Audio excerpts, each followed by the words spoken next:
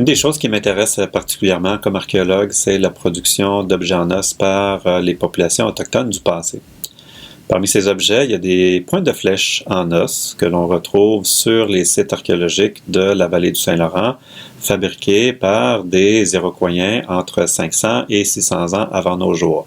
Donc des pointes de flèches en os qui servaient essentiellement pour la chasse.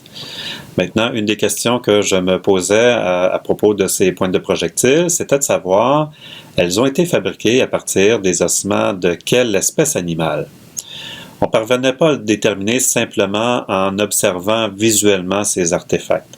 Pourquoi? Mais parce que ces objets en os, ils proviennent d'un os qu'on a modifié, qu'on a transformé significativement. Donc, on l'a fendu, on l'a coupé, on l'a taillé, de sorte qu'on ne retrouve plus la forme d'origine de cet ossement-là. Donc, on ne parvient plus à l'identifier et à le rattacher à une espèce animale précise.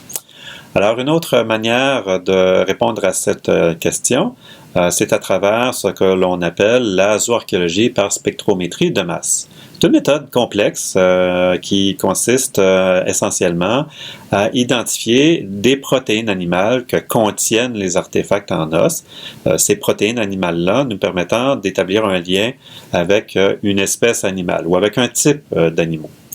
Alors, on s'attendait à ce que ces analyses nous révèlent que les pointes de projectiles en os que l'on analysait provenaient d'ossements de cerfs de Virginie, parce que c'est la principale espèce animale qui était chassée par les Iroquoiens à l'époque.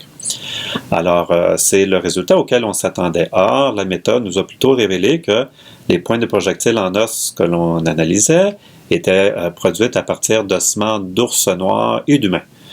Ce qui était très étonnant et inattendu comme résultat. Alors, on a partagé ces résultats avec nos collaborateurs autochtones qui travaillent avec nous sur ce projet et on était tous intéressés à en savoir un peu plus et c'est à travers les mythes, donc la mythologie, que l'on a un peu mieux compris la raison pour laquelle on a utilisé des ossements d'ours noirs et d'humains pour fabriquer ces objets.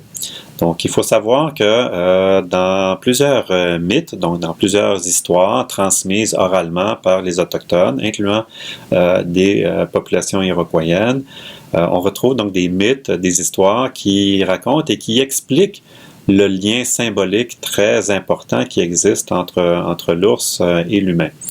Donc, nos pointes de projectiles en os étaient une sorte de manifestation matérielle, concrète, de ce lien très important entre ces deux espèces. Alors, c'était très intéressant de voir comment la mythologie autochtone et l'archéologie peuvent se combiner, se compléter pour nous permettre de mieux comprendre, de mieux documenter le passé.